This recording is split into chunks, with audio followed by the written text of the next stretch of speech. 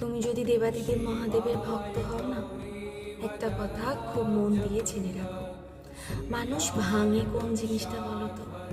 কোনো সুন্দর জিনিস, সেটা কারোর মন হোক বা ফুল হোক বা দেবাদিদেব মহাদেবের কোনো ভক্ত হোক, মানুষ সব সময় সুন্দর জিনিসের ওপর বেশি আঘাত করে।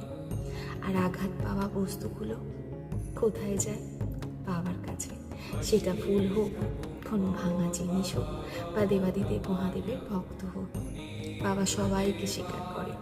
যদি তুমি ভেঙে যাও বা ভেঙে পড়ো, বাবার কাছে যাও, বাবাকে গিয়ে সবটা বলো, বাবা তোমাকে স্বীকার করবে। তখন কারোর দরকার হবে না। বিশ্বাস করো, যদি জীবনে ভেঙে গিয়ে থাকো, কোথাও যেতে হবে না, শুধু বাবার কাছে যাও।